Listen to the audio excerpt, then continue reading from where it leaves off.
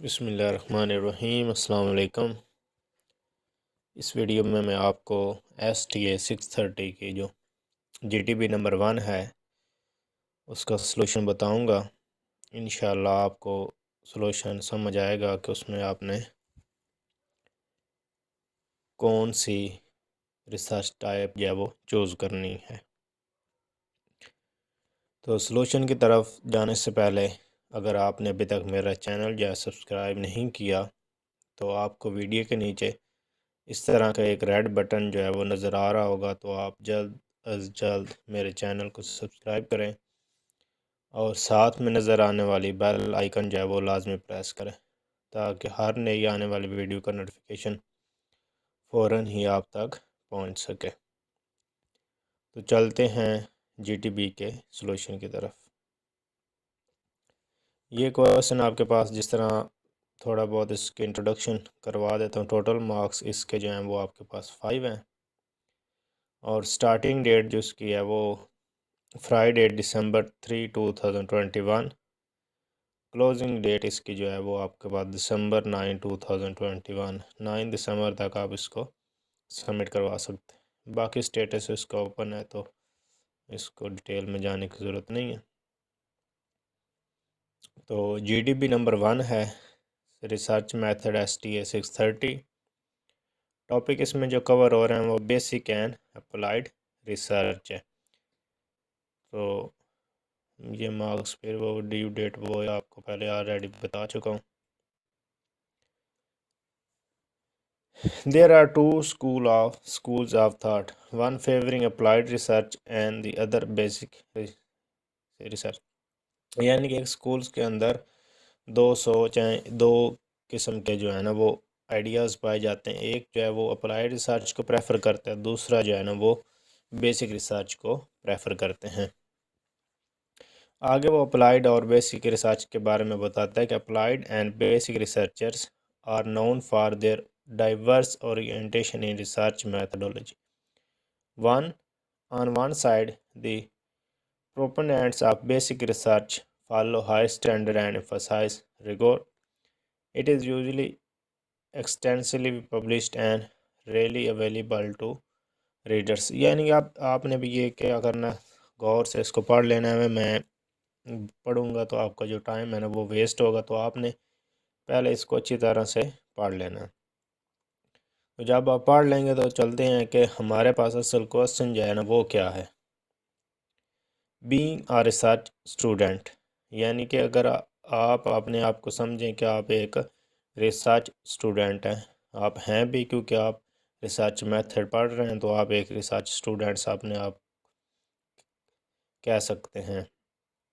Which school of thought basic or applied, यानी कि आप एक रिसर्च स्टूडेंट्स होने के नाते कौन सी रिसर्च टाइप जो है वो चूज़ करेंगे, प्रायोरिटाइज करेंगे, प्रायोरिटी देंगे किसको, बेसिक को या फिर अप्लाइड को। Generate two arguments to support your stands, आपने कोई से दो आर्गूमेंट्स, कोई से दो कमेंट्स जो हैं वो लिखने हैं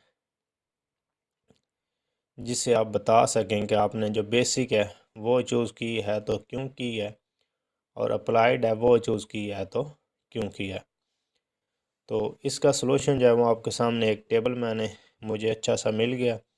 उस टेबल को जब मैं पढ़ूंगा तो आपको ऑटोमेटिकली इसमें से जो चूज़ करनी है वो आपको पता चल जाएगा। तो चलते हैं टेबल की तरफ। ये टेबल है basic research versus applied research.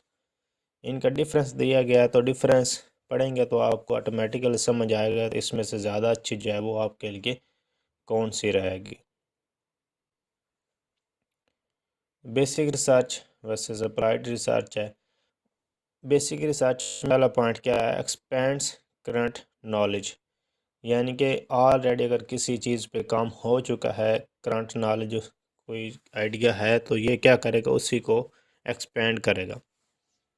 Applied research क्या करता है, सॉल्व्स पार्टिकुलर लाइफ प्रॉब्लम, ये किसी ख़ास प्रॉब्लम को सॉल्व करता है, किसी ख़ास टॉपिक को उसको सॉल्व करता है, उसको हेल्प करता है सॉल्व करने पे। एक तो ये डिफरेंस हो गया। बेसिक रिसर्च में दूसरा पॉइंट जो है वो theoretical and exploratory in nature. Basic research जो वो नेचर तौर पे थ्योरेटिकल होती है और एक्सप्लोरेटरी होती है। अप्लाइड रिसर्च क्या होता है?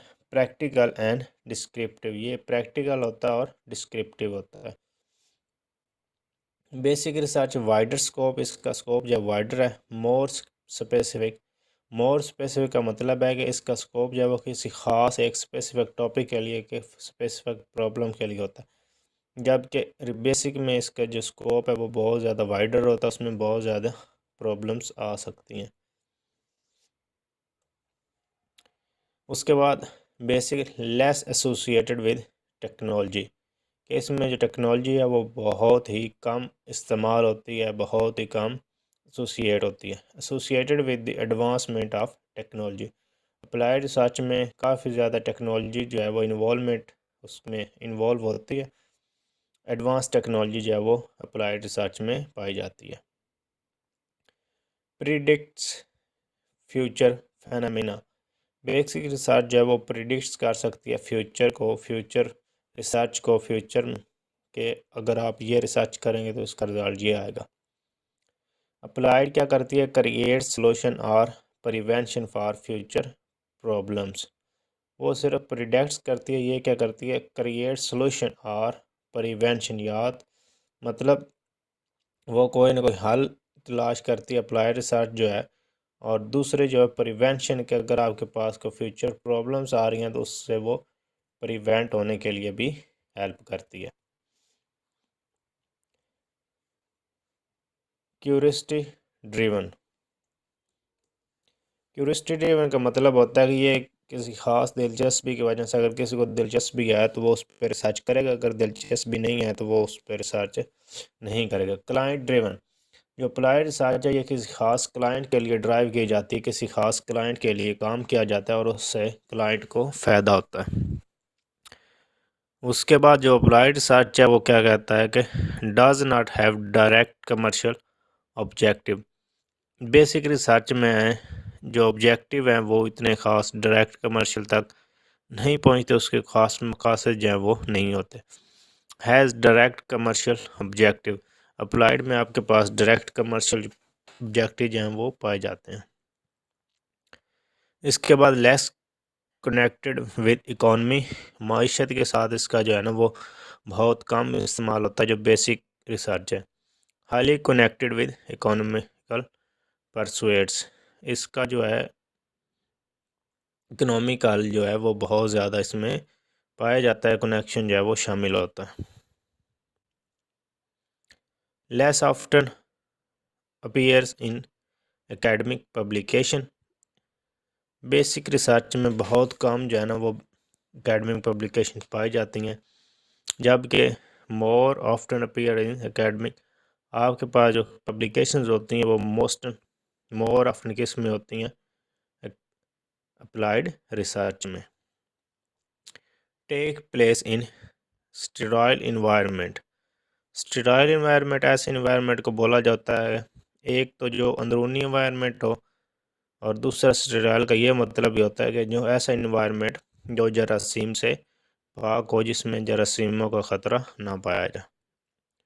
Occurs in real world settings, ये जो अप्लाइड रिसर्च है इसमें आपके पास क्या पाया जाता है कि ऐसे है जैसे रियल वर्ल्ड सेटिंग्स की हुई हैं, असल हकीकत में जो रिसर्च की जाए वो अप्लाइड रिसर्च है।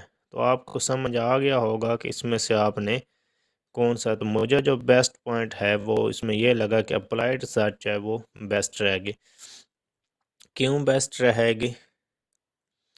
क्योंकि इसमें सॉल्व पार्टिकुलर लाइफ प्रॉब्लम, ये है कि इसमें ख़ास प्रॉब्लम है, उसी पे फोकस किया जाता है और उसको एंड तक उसको हल किया जाता है, प्रैक्टिकली एंड डिस्क्रिप्टिव सा हल किया जाता है।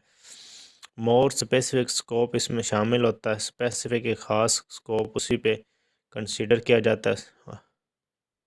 Associated with advancement of technology, ये पॉइंट आप लिख सकते हैं। क्रिएट सोल्यूशन और प्रिवेंशन फॉर फ्यूचर प्रॉब्लम्स, ये पॉइंट आप लिख सकते हैं।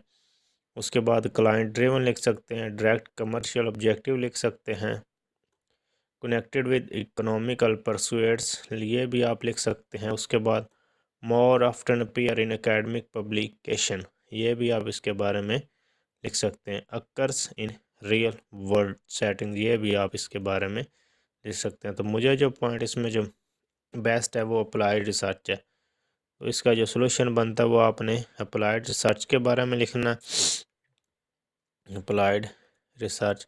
और इसके बारे में आपने क्या करना है कि इस तरह आपने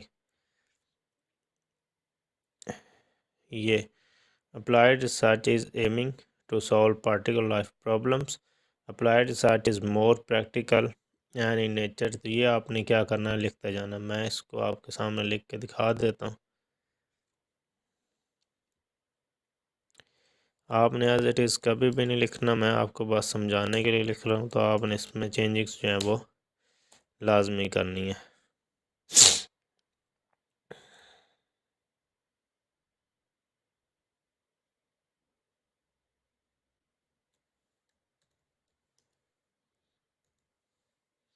इस तरह क्या करना, आपने इधर अप्लाइड रिसर्च की हेडिंग भी दे लेनी है।